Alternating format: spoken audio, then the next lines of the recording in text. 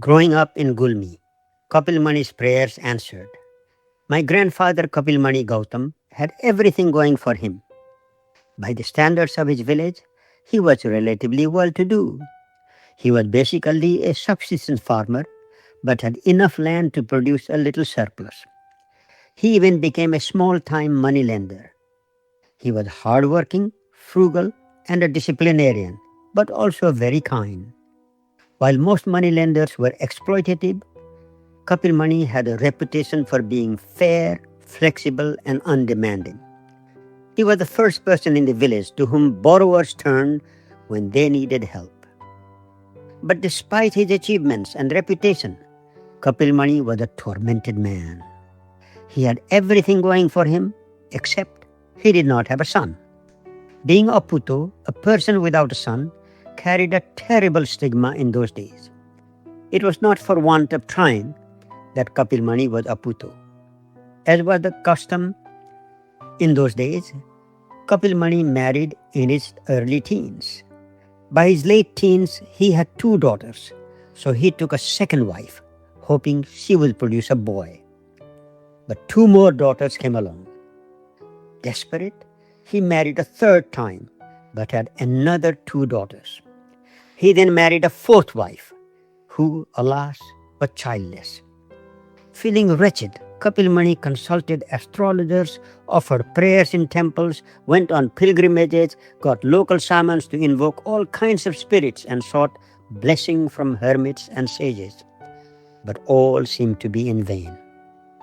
After having 8 daughters, at the age of 50, Kapil Mani's prayers were finally answered. His second wife bore a son. The birth of Aung Prasad Gautam, my father, was a cause for great celebration. A desire for a second son, as well as lack of birth control, led Kapil Mani to have 3 more daughters and a second son. His last child was born when he was 65 years old. Having gone through this trauma, Kapil Mani was eager to ensure that his first son would produce a grandson for him as early as possible. My father Om Prasad was married when he was only 9 years old to a 7-year-old Hima Pandey from the neighboring village of Dhurkot Bastu. Even in those days, this was an illegal child marriage and had to be concealed from the district authorities. But that was not too difficult, as government outreach to far-flung villages was virtually non-existent in those days. In their early years, together, Om Prasad and Hima lived as childhood friends. There was no expectation that their marriage would be consummated before their early teens. However, once they reached puberty, they were under tremendous pressure to produce a child, preferably a son. As in most patriarchal societies, it was the woman who was blamed for a couple's childlessness. So by the time Hima had reached her mid-teens without having a baby, there was a whispering that she might be infertile. But luckily, a boy, I, was born when my parents were 17 and 19 years old. Kapil Mani was the happiest man in the world. He named his grandson Kunjar Mani, meaning a jewel on an elephant's head. This was changed to Kul Chandra Gautam in my adolescence. There was jubilation in the village after my birth. In those days, it was customary for well-wishers to present small gifts to parents during the Chaiti celebration on the 6th day after the birth of a boy. It was generally expected that the parents would reciprocate by giving something of twice the value. Accordingly, many gifts poured into the Gautam home, including one from a neighbor who sold a buffalo to present a handsome amount in the hope of doubling the proceeds. Kunjar Mani survives and thrives. Delivered by an untrained midwife at home, I had low birth weight and was sickly and susceptible to infection that the villagers saw as possibly caused by evil spirits. I was subjected to all kinds of treatments, herbal therapies, incantations by shamans, offerings of prayers, and prayers by astrologers. But few of these therapies had a positive impact. I was regarded as a lost case by many and survived Many of my relatives and neighbors considered my survival against all odds to be a minor miracle. But not so the astrologers. Quite a few of them said I was born under lucky stars and would be very successful. Some even predicted that I had the potential to become a Bada Hakim or district commissioner, an exalted position in those days. Although not particularly remote by Nepali standards, my village of Amarpur had no road, no school, no health services, no post office, no telephone or electricity. All the villagers were subsistence farmers, with the poorest working as sharecroppers. The Hindu caste system was followed fairly strictly in terms of social interaction, though not necessarily in terms of occupation. All villagers, including Brahmins, Kshatris, and Dalits, were peasant farmers or sharecroppers, contrary to their caste-given roles as priests, warriors, and menial laborers. Dalits were treated as untouchables, although they performed valuable services as blacksmiths, goldsmiths, tailors, musicians, and shoemakers. Amarpur also had a sizable population of Kumals, an indigenous tribe of fishermen and potters. 100% of women and possibly 95% of men were illiterate. There was no running water and it was most uncommon to have toilets. People eased themselves in the open air or in the bushes, a difficult ordeal especially for women. It was the tedious task of girls and women to fetch water from springs and wells, trekking up and down the steep hills for an hour or two each day. Collecting firewood and fodder for domestic animals was an equally arduous task usually given to women. The villagers produced pretty much what they consumed. The main item not produced in the village were clothes, salt, sugar, and kerosene. The only surplus commodity the villagers sold was ghee, which was traded at market towns several days' walk from the village.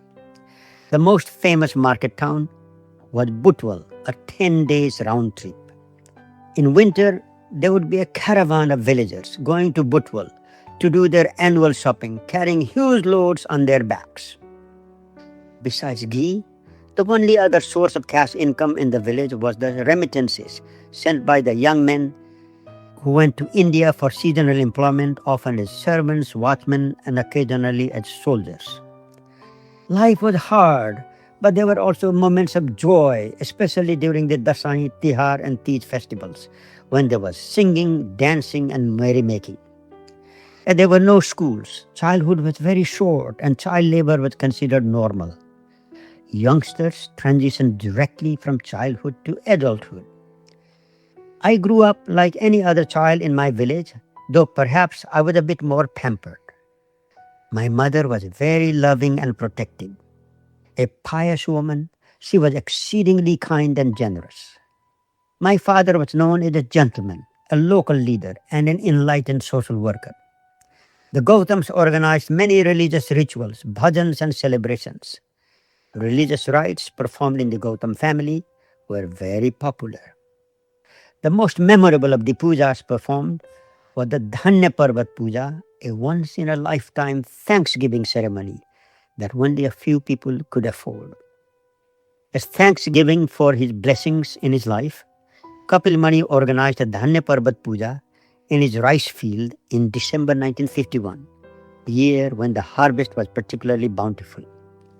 The ceremony involved erecting a wooden pillar equal to the height of the principal puja performer and pouring unhusked rice over the pillar until it formed a pyramid-like mound, completely covering it. It was quite a ceremony with many guests and became a topic of conversation for many years to come.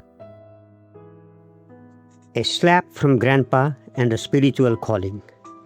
My grandfather Kapil Mani was keen that I should get a good education and become a learned man, preferably a scholarly pandit.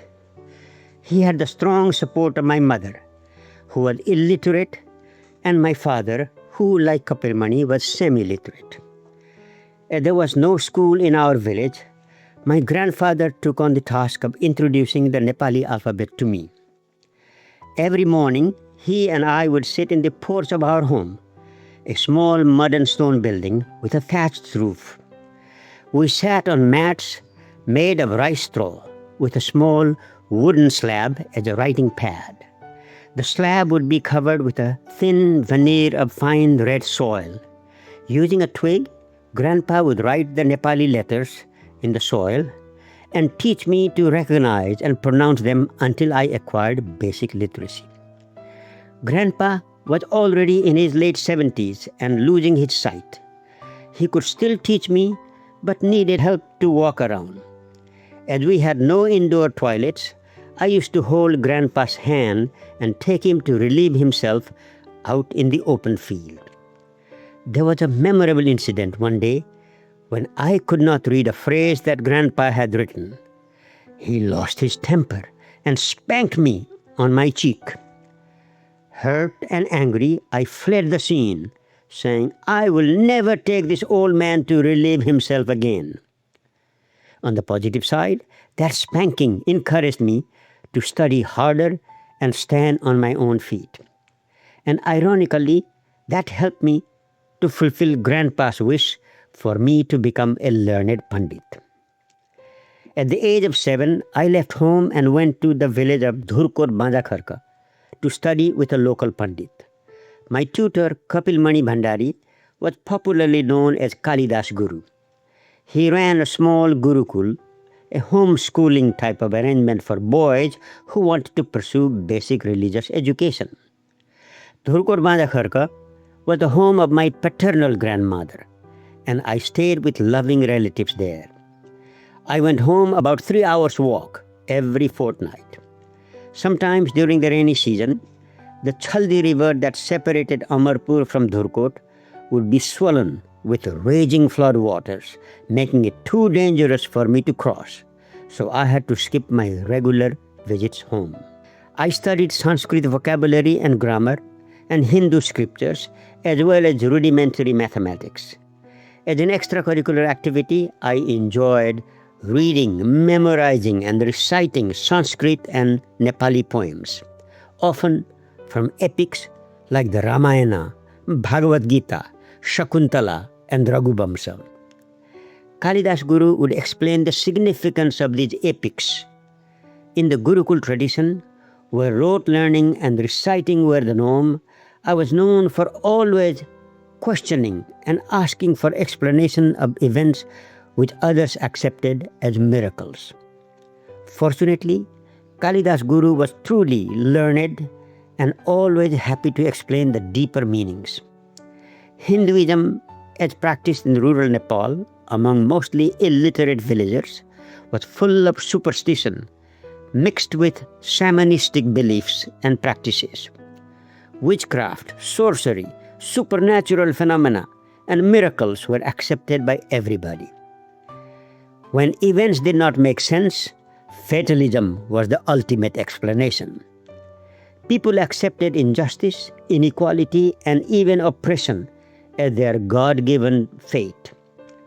Being born a woman or a low-caste person was considered the consequence of sinful deeds in a previous incarnation. Most people looked to find redemption in a future incarnation through good deeds done in the present one. There were hardly any social reformers and even fewer rebels. As a child, I used to ask endless questions about social norms and religious beliefs, which annoyed some adults and amused others. But Kalidas Guru always responded with patience and kindness. Although sometimes his responses were beyond my grasp, I felt that many phenomena had a rational or historical explanation, and that faith and fatalism were not the only answers. While some of Kalidas Guru's mystical and tantric beliefs were hard to comprehend, his interpretation of religion and how it could be harnessed for the good of humanity had a positive and lasting impact on me. To explain some complex phenomena, Kalidas Guru would often cite parables to illustrate how good deeds always prevailed over the misdeeds of unjust people. Kalidas Guru's scholarly approach and deep spiritualism had a profound impact on me. In my early childhood, I became very devout and spiritually inclined. At one point, I went to the top of a hill and wanted to be left alone and meditate there forever. Apparently, I had to be forcibly dragged home. Khichdi and stolen peas in Banaras. A few years later, my parents decided to send me to Banaras, also known as Varanasi, in India, to study Sanskrit and theology. A distant relative, Upendra Pandey, who was pursuing Sanskrit studies there, agreed to take me, enroll me, and look after me. The journey to Banaras was memorable. My father accompanied us on the trek for 5 days to the plains of the Tarai. This was the first time I had seen an expanse of flat land, a strange feeling for someone who grew up surrounded by mountains. There were no paved roads in the plains in those days. We rode on a bullock cart with creaky wooden wheels on a muddy trail for a day and a half from Patharkot in Arghakhanti district to the border town of Krishnanagar. The ride was bumpy and treacherous. There were patches of dense forest which were known to harbor tigers and other wild animals. Fearful of being attacked by wild animals, the bullock cart drivers used to assemble a convoy of 6 or 7 carts. Along the way, on a moonlit night, I recall hearing the bullock cart drivers singing loudly and shouting at the top of their voices to ward off wild animals. There were also dust storms that completely coated us. I remember my father joking that Upendra Pandey, covered in dust, looked like a blonde white man. Across the border, there was the Indian railway town of Barauni. We took a train from there, traveling third class to Banaras. The speed at which we traveled seemed magical to me. It was an amazing experience for me to see wheels, first the wooden ones on the bullock carts, and then the iron ones on the train. Along the way, I saw bicycles, rickshaws, and motor vehicles with rubber tires. Wheels, it seemed to me, were the greatest invention in civilization. But they were only good for flat land. I recall wondering what the equivalent might be to liberate people, especially women, in the mountainous terrain of Nepal. We had to change trains at Gorakhpur. I had never seen so many people in one place. The hustle and bustle and pushing and shoving were scary. The thought of getting lost in the sea of humanity was frightening.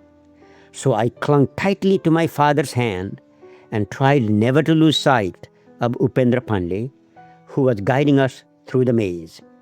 The city of Varanasi seemed like heaven and hell at the same time.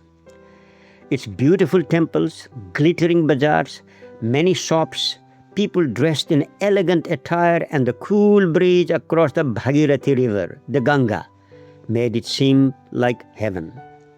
But the sight of the huge throngs of beggars, so wretched and pitiful, was horrifying. Blind women holding deformed babies, crippled men chanting Ram Nam with outstretched hands, priests and police chasing away the destitute.